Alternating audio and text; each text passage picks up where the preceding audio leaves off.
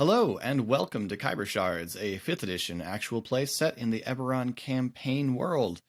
It is Friday, and so we've got another Khyber Shards Answers, and this week we are joined by Colin, player of Pog, streamer of games, wearer of beard. This is all true. All of these are fully accurate. I can't deny none of them. Indeed. So I wanted, one thing that was mentioned in comments on our most recent video, that it was really fun seeing the characters get to cut loose on a fight. For once, being in a situation where you didn't have to be careful about it, you didn't have to be cagey, you were just, generally trying not to kill anyone, but you didn't have to also worry, is someone going to walk around the corner and catch us in the middle of this? So, and that got me thinking of, I really have given you very few opportunities where there's no risk to combat just inherently. Right. I guess the fight with the Kruthix swarm to an extent, but even that, you're trying to get the kids. It was a rescue operation more than just a free combat. So how was that? How was combat, consequence-free combat? I loved it, and it's a weird thing as a player to say, because boy, when those guys hit, they hit super, super hard. But I could have done that for a lot longer. I don't know that Pog could have, but Colin could have done that for a lot longer. I had a blast. It was also from a character perspective, kind of my first opportunity to play that there's a little bit less concern now on Pog's side of things with being seen. I mean, with a narrative choice of yours at the end of the arena, the helmet's fallen off.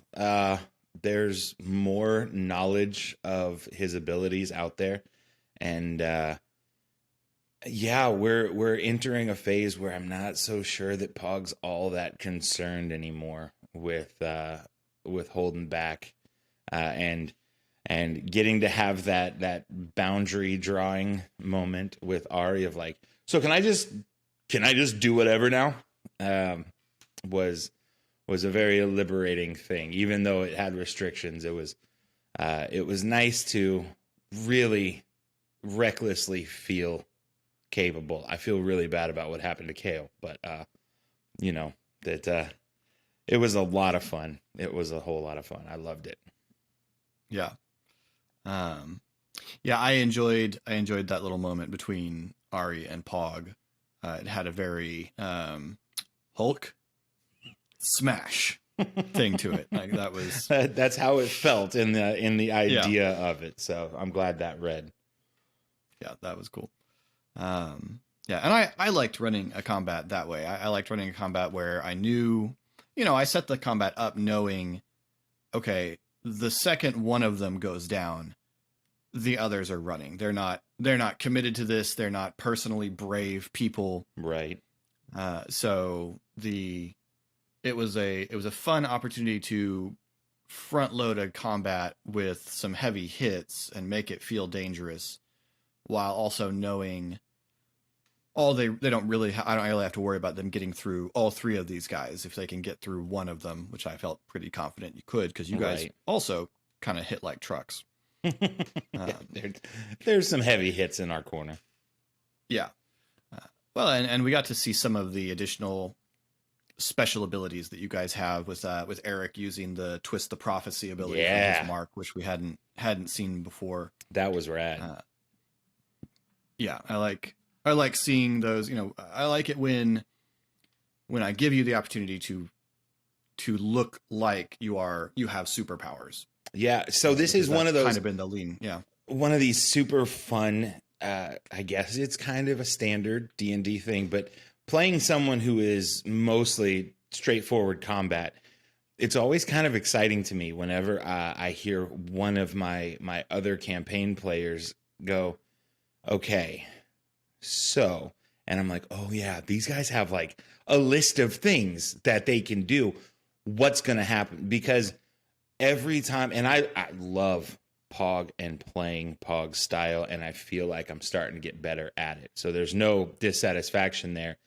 I love the reshaping of a battle that happens with some of my teammates and getting to react to that. So it doesn't wind up, just feeling like a turn-based video game where, all right, I'm just going to, keep hitting it. No, like people are in different positions, or they've used an action or a reaction, and it's just a much more vibrant place to play. And so every time I hear one of my more magically inclined amigos go, okay, so what I'm going to do is I kind of sit forward a little and I'm like, yeah, change it. It also helps when we have a GM who goes, do it. That's a liberating feeling there too. No, I can react. I can adapt. Go for it. Make it happen. I love it. I like that because especially in this format that we're doing, combat, there's a danger in D&D where combat that lasts more than a few rounds can start to just feel like a slog, and the mental stamina to come up with cool descriptions of what you're doing, unless you're just extremely creative and really in the moment, will start to run out, and it becomes, I hit him with my axe. Right. And so having a combat like this, and I've tried to do this with most of the combats we've had, of keeping them short and quick, it has let it be more cinematic. I really loved the visual of this combat. So do they. I really loved the visual of this combat. I really loved the just the image of the Warforged swinging the sword down on Pog, and then Ari glitching the Matrix. And causing it to miss, or Shade's combo attack with Cal, with her scorpion get over here thing, and then Cal hits. Partly because that was so visceral in my head, I couldn't help imagining what it would be like to be yanked forward and also hit by a panther. Yeah, square to level you. I loved that. That. And Esri getting to just turn off the source sled, like getting to knock out their ship on the way in.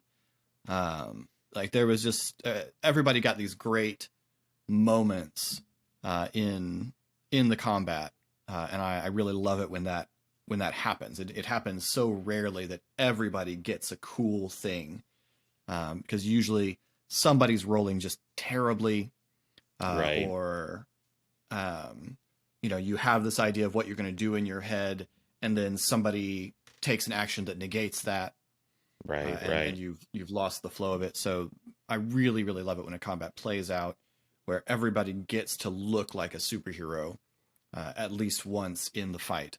And if somebody's going to roll terribly, I would always rather it be the villains, because I tend not to throw really weak villains at my players very often, because when you throw really weak villains, you need to throw a lot of them, and then you got a whole lot of things in initiative, and it takes a lot longer to get through their turn. So I would rather hit hard a few times and miss a whole lot while you guys beat up the bad guys, than have to roll a whole bunch of times and chip away at your hit points, because it feels bigger that way to me. For sure. Also, when you're fighting someone that impactful, there's no playing it up for YouTube when we all react to each other taking a substantial chunk of damage. I mean, it hurts to hear your character takes 16 points, or to hear that your friend's character, like your companion, is down so much. Like, oh my God, like I extra have to stop this. It's higher stakes, higher reward. It's a satisfying experience. Yeah, good. Well, we have a few listener questions. First one comes from Darren. Khyber Shards answer question for Colin. Shade has a giant talking cat. Ari has a tiny talking dragon. Esri has a talking statue. Do you feel left out by not having a talking pet? Does Ari have a tiny talking dragon? Because for the record, when we first met Puzzle Dust, Pog said dibs. So, I mean, granted, we were dibsing everything that happened in there, but Pog said dibs. Just because he hasn't landed on my shoulder yet. Honestly, that's a really good question. If there's something that Pog is jealous of, it probably is the bust. Kale's cool for sure, but as Shade's companion, it's also been very well expressed that he's a housemate from her perspective. Yeah. So I don't, Shade would say she doesn't have a magic leopard. We do. Like, he has us and we have him. Plus, Paul gets to give scruffins to Kale now. We are at that point where I can feed him bacon and scruff his head. So, best parts of having a pet. He's the affectionate uncle. But Esri having the bust on a genuinely deep level, that's something to be jealous of. That is someone that, even though Esri, I mean, we weren't there for his last interaction, but meta level, we know he's really not doing much with at the moment. I mean, that's someone who understands him, his history, his identity, his lineage, and with Pog being such an open book emotionally, my immediate instinct is that if Pog were to have a bust, it would just be his therapist and also his his stand-up sounding board. He'd probably tell it jokes that he thought of and see if they're worth repeating to the group. Be a lot cooler if it was a statue that he could fist bump, but right. Yeah, the bust. There's definitely some jealousy. Yeah, I can't lie. Outstanding. And I would also, I would question whether anyone has a tiny talking dragon. I feel like the house. That tiny talking dragon didn't really have pet vibes, I don't think. I also just don't know how long that Puzzle Dust's going to be around. Right. Puzzle Dust doesn't know where he is or where he's coming from or where he will go. He's Cotton Eye Joe. There's no telling with Puzzle Dust. Sorry, my bad. Apologies, viewers. There's a sense of, in a very hippie mentality, belonging to all of the world and all of time. And I could totally see him just like slipping out of our timeline at some point through magical dragon. Like, yeah, no, I'm done here. And just wandering off. Yeah. Yeah, that's fair. All right. Eric asks, KSA question, Colin, what would Pog's ideal subject be to teach if you were to train other aberrant marked folks at the school? That's a very good question. I don't know if we've established this in lore. So, Philip, you can correct me if I'm wrong. Castmates, correct me if I'm wrong. I would say that what we have set up is basically that Pog is probably our most physically fit in general. I would say that's probably true. Strongest we know on a physical, like he can pick up more than anybody else. But I don't see Ari or Esri really going out for runs, and Pog is a very active guy. So he would probably wind up being the athletic director at a school for aberrant marked, which would wind up being a lot of combat focused fitness and workout stuff. He'd be standing there with a 44-ounce Diet Coke and shorts watching. I don't know, man. I had that exact fan coach. Art, please. I had that exact coach on my basketball team in high school. He had a slight paunch. He would just kind of stand there resting a Mountain Dew on his belly. And yet on command, this dude could still climb a 3-story rope without using his legs. And so when he said to, do 60 push-ups, we just did because he could, and we knew it. So, yeah, I think Pog would be a combat-focused coach. Cool. Most likely. Eric would also like to know whether Pog is still employed by Karl.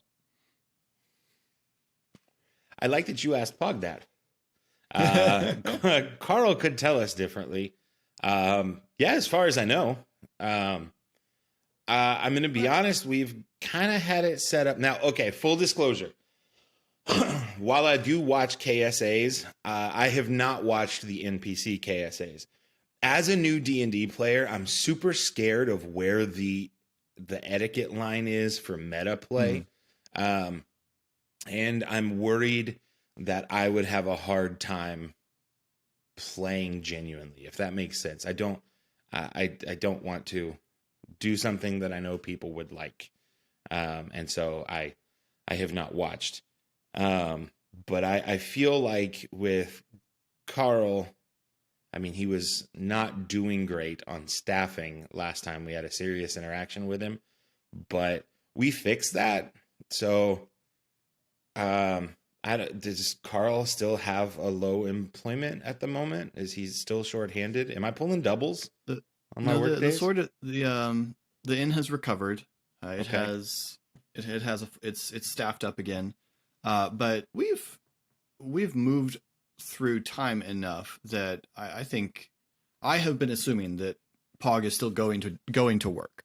Yeah. Until Pog decides he's gonna do something else full time, that Pog still goes to work when we're not adventuring. I don't know if it's presumptive to say that Pog felt like he was Karl's favorite, but Pog is aware that Karl likes him. They are friendly. And having been a bartender myself, I get the feeling that Pog is on preferred shifts. So any night that, there's karaoke or that we have a group coming in to play or a performer, I get those shifts. And it works out for the both, because not only do I get to make a little bit more money, but also you need someone to be moving barrels more frequently. So, Right. And it's maybe not a full-time gig anymore, but yeah, we're still working for sure. And it's still providing income. So yeah, that's where my headcanon is. Philip, you can shoot it down now, or we live with that. No, that's about right. Cool. And then Laura asks, does Pog feel guilty about encouraging the rumors that he beat Kolos up?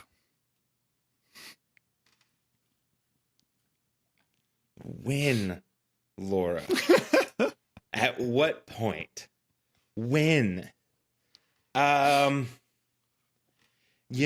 tell you what. I genuinely think Pog would prefer people just say he beat him. Aside from Pog is madly intimidated by Kolos still. I mean, we only initiated a fight because we had to help Shade. Like, that's right. Pog's not walking up and going, "Hey, you're way bigger than me. Let's fight." Like, there was only a combat encounter because it was needed. There was no reward at the outset of that. It was to help Shade. Beat him? Yeah, absolutely. Let's spread that story. Y'all go ahead and talk about that.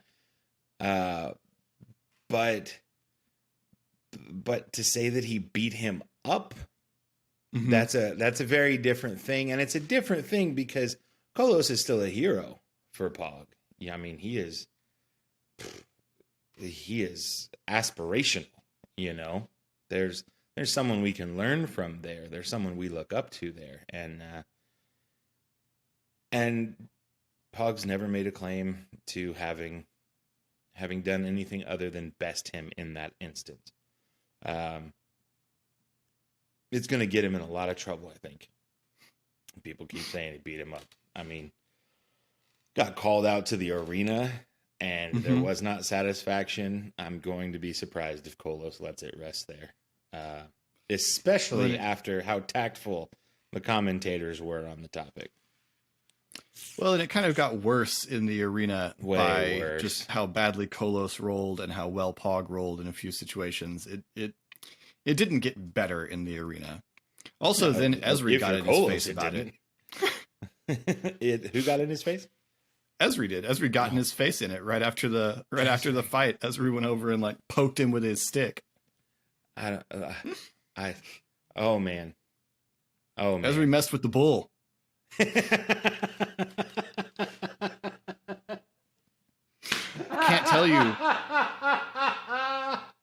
can't tell you the effort that has gone into not making Kolos say that line from the Breakfast Club. And I know you would have no choice but to do it with the full hand gestures as well. Oh yeah, it's necessary. Oh, man, but you know that at the end of that encounter, it would wind up with whoever the core member was walking away from Kolos with one fist in the air, claiming they won the interaction. Oh, that's so good. That's hilarious. I love that. And then Mia had a question she had asked for all of the cast to answer a little while back. With our XMen theme becoming even more overt with the introduction of Thora and the manor and the is that where the inspiration's coming from? Yeah. Yeah, it's not even, the manor is named after the street where the Xavier Institute is. Yeah. Deep cuts for you nerds. Deep cuts. Deep cut Love Easter it. egg. Is that your first time revealing that on a KSA?